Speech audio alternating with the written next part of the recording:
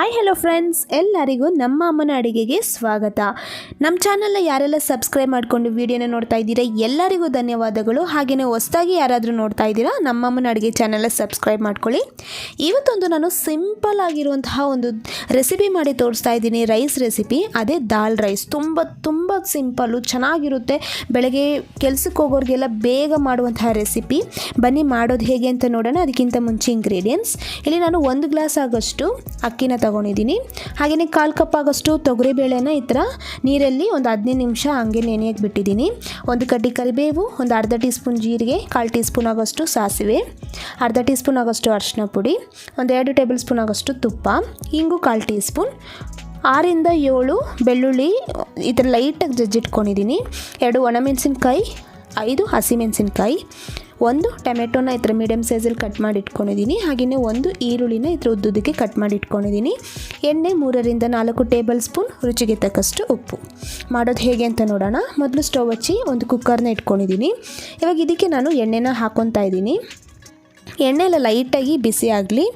ಬಿಸಿ ಆದಮೇಲೆ ಸಾಸಿವೆನ ಹಾಕ್ಕೊಂಡಿದ್ದೀನಿ. ಸಾಸಿವೆ ಎಲ್ಲ ಹಾಕ್ಕೊಂಡಿದ್ದಾದಮೇಲೆ ಜೀರಿಗೆನ ಹಾಕ್ಕೊತಾ ಇದ್ದೀನಿ. ಲೈಟಾಗಿ ಫ್ರೈ ಆಗ್ತಾ ಇದೆ. ಇವಾಗ ಈ ಟೈಮಲ್ಲಿ ನಾನು ಬೆಳ್ಳುಳ್ಳಿನ ಈ ಥರ ಜಜ್ಜಿಟ್ಕೊಂಡಿದ್ದೆ ಲೈಟಾಗಿ ಹಾಕ್ಕೊಂಡಿದ್ದೀನಿ. ಹಾಗೆಯೇ ಒಣಮೆಣಸಿನ್ಕಾಯಿ, ಹಸಿಮೆಣಸಿನ್ಕಾಯಿನ ಹಾಕ್ಕೊಂಡಿದ್ದೀನಿ. ಹಾಗೆಯೇ ಕರಿಬೇವು ಇಷ್ಟು ಹಾಕ್ಕೊಂಡು ಲೈಟಾಗಿ ಮೊದಲು ನಾವು ಫ್ರೈ ಮಾಡ್ಕೋಬೇಕಾಗುತ್ತೆ. ಲೈಟಾಗಿ ಮತ್ತು ಲೋ ಫ್ಲೇಮಲ್ಲಿ ಇಟ್ಕೊಂಡು ಫ್ರೈ ಮಾಡ್ಕೊಳ್ಳಿ. ಜಾಸ್ತಿನೂ ಫ್ರೈ ಮಾಡೋಕ್ಕೆ ಹೋಗಬೇಡಿ. ಲೈಟಾಗಿ ಬೆಳ್ಳುಳ್ಳಿಯಲ್ಲಿರುವಂಥ ಹಸಿ ವಾಸನೆ ಎಲ್ಲ ಹೋಗಬೇಕು, ಅಲ್ಲಿವರೆಗೂ ಫ್ರೈ ಮಾಡ್ಕೊಂಡಿದ್ದಾದಮೇಲೆ ಇವಾಗ ನಾನು ಇಂಗನ್ನು ಹಾಕ್ಕೊತಾ ಇದ್ದೀನಿ. ಹಿಂಗೆ ಹಾಕ್ಕೊಂಡು ಇದೇ ಥರನೇ ಸ್ವಲ್ಪ ಹೊತ್ತು ಒಂದು 5 ಸೆಕೆಂಡ್ಸ್ ಫ್ರೈ ಮಾಡ್ಕೊಂಡಿದ್ದಾದಮೇಲೆ ಈರುಳ್ಳಿನ ಹಾಕ್ಕೊತಾ ಇದ್ದೀನಿ. ಈರುಳ್ಳಿ ಸಹ ಈ ಥರ ಚೆನ್ನಾಗಿ ಫ್ರೈ ಆಗಬೇಕು, ಹಸಿ ವಾಸನೆ ಹೋಗಬೇಕು, ಹಾಗೆ ಲೈಟಾಗಿ ಗೋಲ್ಡನ್ ಬ್ರೌನ್ ಬರಬೇಕು, ಅಲ್ಲಿವರೆಗೂ ಫ್ರೈ ಮಾಡ್ಕೊಳ್ಳಿ, ಸಾಕಾಗುತ್ತೆ.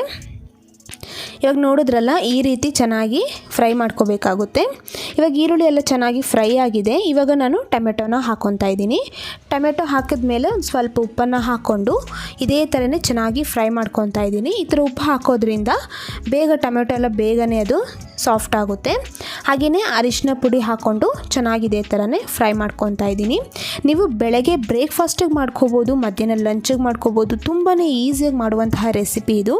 ಇವಾಗ ನಾನು ಯಾವ ಗ್ಲಾಸಲ್ಲಿ ಅಕ್ಕಿನ ತೊಗೊಂಡಿದ್ದೆ ಅದೇ ಗ್ಲಾಸಲ್ಲಿ 2 ಗ್ಲಾಸ್ ಆಗೋಷ್ಟು ನೀರನ್ನು ಹಾಕ್ಕೊಂಡಿದ್ದೀನಿ.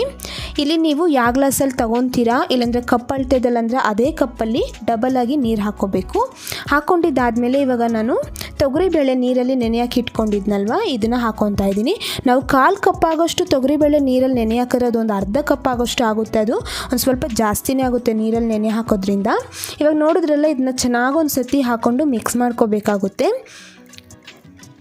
ಇವಾಗ ಇದೆಲ್ಲ ಹಾಕ್ಕೊಂಡು ಮಿಕ್ಸ್ ಮಾಡ್ಕೊಂಡಿದ್ದಾದಮೇಲೆ ನಾವು ತೊಗರಿಬೇಳೆನೂ ಹಾಕಿರ್ತೀರಲ್ವ, ಅದಕ್ಕೊಂದು ಸ್ವಲ್ಪ ಅರ್ಧ ಗ್ಲಾಸ್ ನೀರು ಎಕ್ಸ್ಟ್ರಾನ ಹಾಕ್ಕೊಂಡಿದ್ದೀನಿ. ನಿಮಗೆ ತುಂಬ ಉದ್ರುದ್ರಾಗಿ ಬೇಕು ಅಂತಂದರೆ ನೀವು 2 ಗ್ಲಾಸೇ ನೀರು ಹಾಕೋಬೋದು. ಇವಾಗ ನಾನು ಲಾಸ್ಟಿಗೆ ತುಪ್ಪನ ಹಾಕ್ಕೊಂಡು ಒಂದು ಸತಿ ಮಿಕ್ಸ್ ಮಾಡ್ಕೊತಾ ಇದ್ದೀನಿ. ನೋಡಿದ್ರಲ್ಲ, ಇದೇ ರೀತಿ ಚೆನ್ನಾಗಿ ಒಂದು ಸತಿ ಮಿಕ್ಸ್ ಮಾಡ್ಕೋಬೇಕು. ಇವಾಗ ಈ ಟೈಮಲ್ಲಿ ತುಪ್ಪ ಹಾಕೋದ್ರಿಂದ ತುಂಬ ಚೆನ್ನಾಗಿರುತ್ತೆ ಟೇಸ್ಟು.